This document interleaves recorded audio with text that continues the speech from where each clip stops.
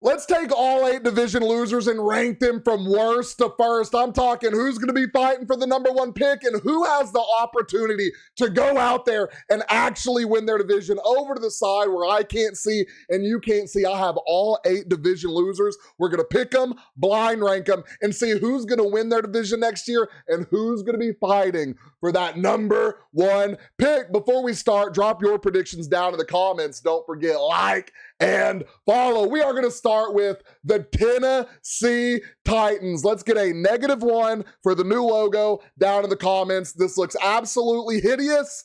I would like there to be more red. The Tennessee Titans, I don't feel like have a lot going for them. They have an okay run game. They have an okay O-line. I think the defense is kind of a bright side of this team.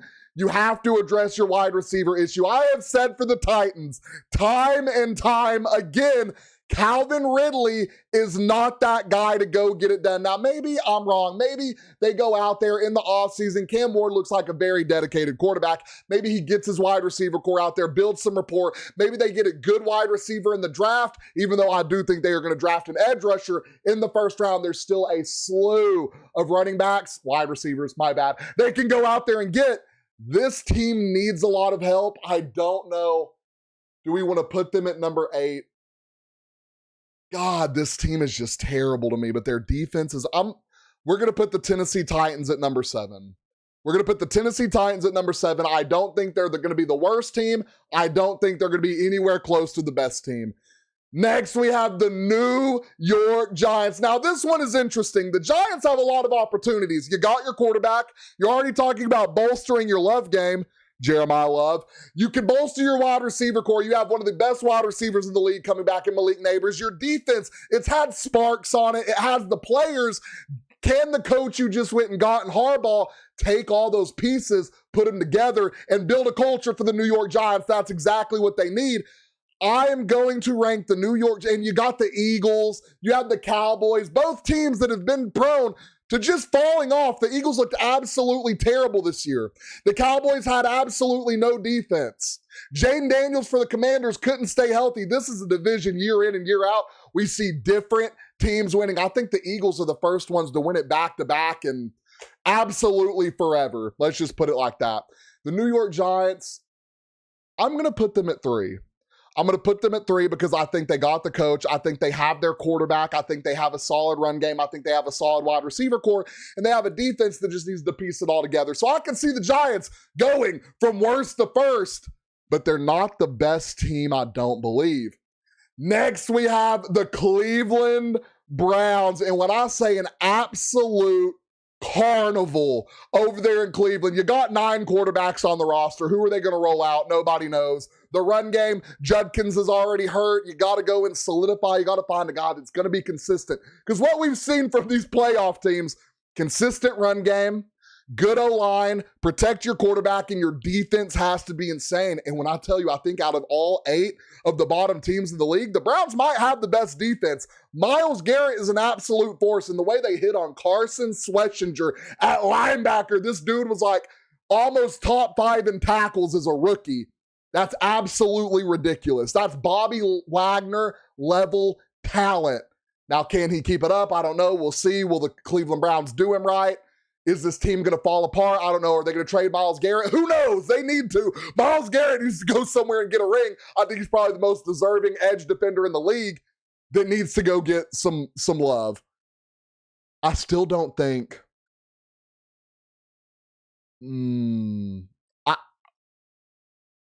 It's hard to put him at 8. It's also hard to put him above it's not hard to put him above the Titans. I'm not going to lie. Their defense is just so much better. The offense, you just got to find a quarterback to click your run game. There's just so many. The Browns have so many problems on the offense. Their wide receiver core is streaky. Their run game isn't going to be there. What quarterback are they going to roll out? Your one upside is the defense. But if you can't go out there and score, you can't go out there and win football games. I still think they could be more consistent than the Tennessee Titans. We're going to put the Cleveland Browns at number 6. Next, we have the New York Jets, and this is who I was hoping to pull. This is what we were holding out for at number 8 the whole time. We're going to go ahead and put them down there. I think there's hope.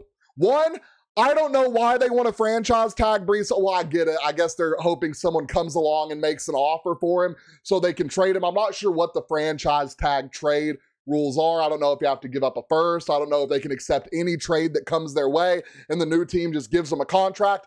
I'm not savvy on what the franchise tag rules are. But what I do know is the Jets have no quarterback.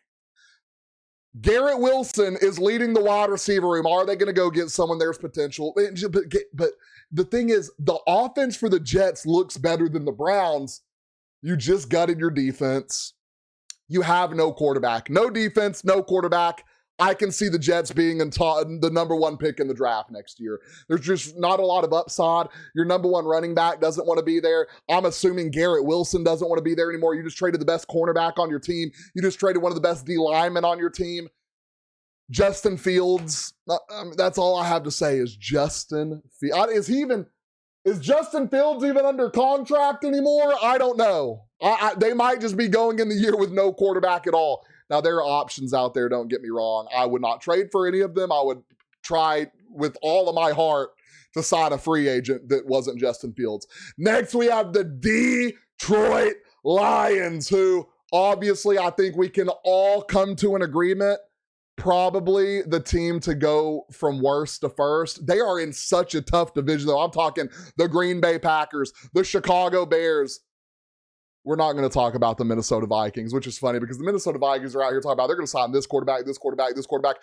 Justin Jefferson has the Vikings in such a chokehold. They're scared to develop their rookie wide receiver or their rookie quarterback. It's actually kind of hilarious. I would trade Justin Jefferson at the biggest offer I could find. That's just personally me. But the Detroit Lions, you do get rid of Montgomery. It's the Gibbs show now. They want to give Gibbs all the touches they could give him, which is going to open up. And y'all already know, I have Jared Goff winning MVP.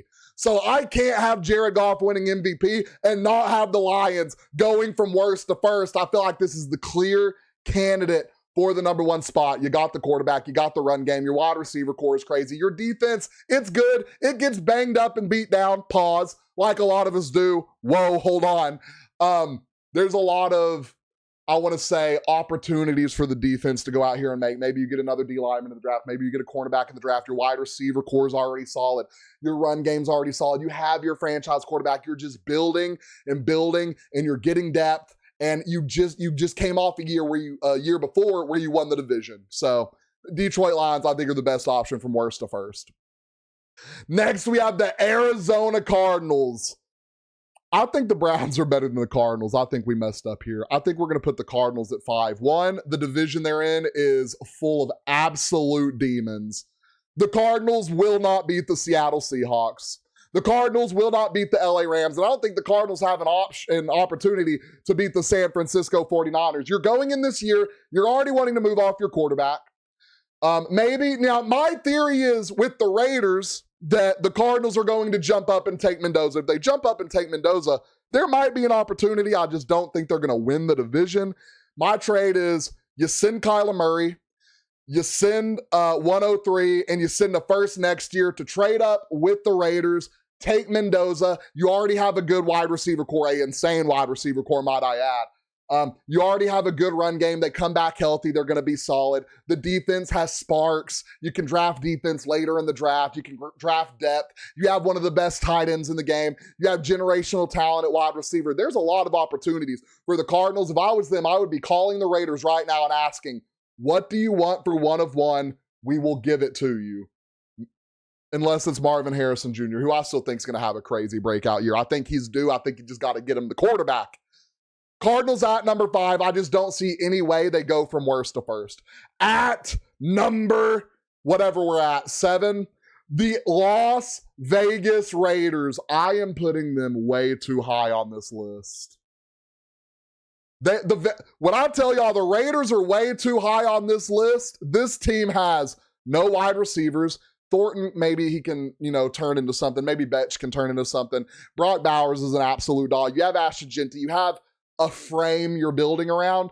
I just still don't think you go get the quarterback. I think you keep building the team. You got problems on the O-line. Granted, they were banged up, beat down all year. They get healthy. Maybe you get them some more depth over there on the O-line, maybe some more help. Your run game's there. Your wide receiver core is really your downside on the offense. Then you look at the defense. You have solid young pieces. They just need to keep developing. Max Crosby, are you going to trade him? Are you going to get more first-round picks? Is he going to stay with the team? Is he going to be a factor? Is it going to be drama in the locker room all year? Max Crosby is the furthest thing from drama in the locker room. I just wish he would go somewhere to a team that respect, because what's going to make me mad, the Raiders are going to use him and use him and use him and use him until they can't use him anymore, and they're going to trade him.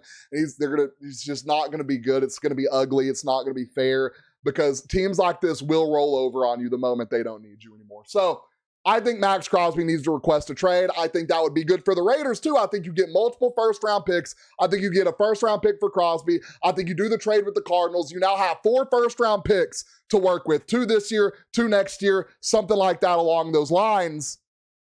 I just don't think, even taking Mendoza, the Raiders are not going to be good this year, but we had to put him at number 4 because we're blind ranking, so we're not going to switch it.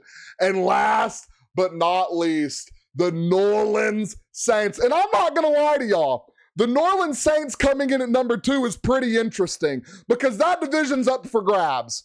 The Tampa Bay Buccaneers can't seem to stay healthy and stay on a hot streak.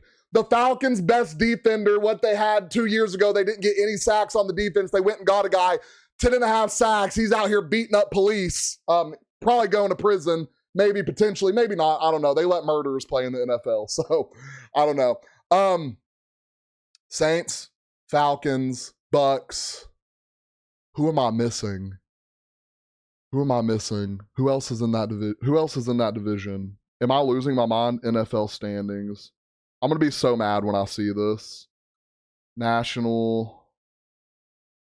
The Panthers. Maybe the Panthers progress, maybe they get worse. I think what Tyler Shuck showed us is he can go out there, be a consistent quarterback.